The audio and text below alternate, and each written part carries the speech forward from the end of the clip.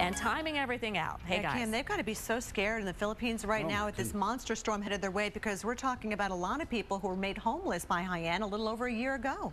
Yeah, this is the aftermath. I mean, you remember the chaos. Yeah, people didn't know where their relatives were. There was no communication whatsoever. And, you know, the structures here are not meant to take a 145-mile-per-hour typhoon. Right. So that's the first thing. And you have about 4,000 people that are still in tents from Haiyan. So, you know, that's the first part. They're working on shelters. They are. That's a huge priority right now. And, you know, sometimes, you know, you need to be bit like this just once and you go on high alert and get out of harm's way. But this is, you know, sadly going to come very, very close to Tacloban. Very similar track. Very similar track. It may not be the same animal, but I don't think it really has to be, because you know, you don't have to have 145-mile-an-hour winds to cause the kind of destruction we saw there. We're also going to have a tremendous flood threat. Now, this is Haiyan back in November 2013. Wow. It, you know, closing into the Philippines right here.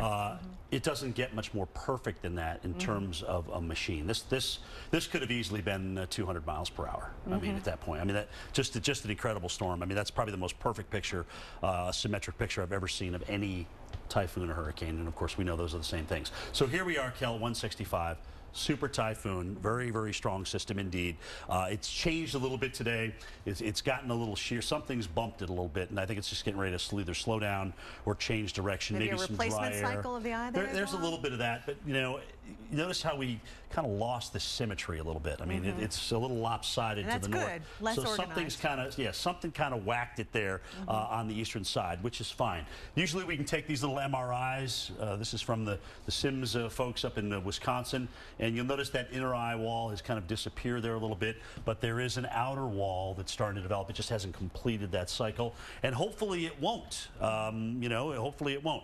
Here was Hagaput today, earlier on. Just like Haiyan. When it was, when it was in the, you know, you ever wonder where we get that tropical storm or hurricane symbol? Doesn't it look like that? Right, there you go. Classic, really structure. That's exactly right. That's how you get that thing.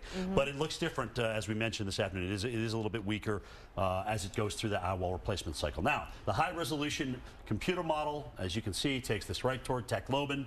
Unfortunately, this is our time, so you know, go forward fast about 13 hours, and that'll be the Philippines time. And unfortunately, we're going to talk about a mess coming through here with very, very heavy rain, strong winds, possibly at 145 miles per hour. As you can see, the official forecast here, there's 150 off the coast. There's 145 right over there, maybe just to the north of Tacloban. Now, that's going to make all the difference in the world as to the storm surge, right? We know the big storm surge is going to be on the north side and not so much on the south side, but there will still be big impacts regardless.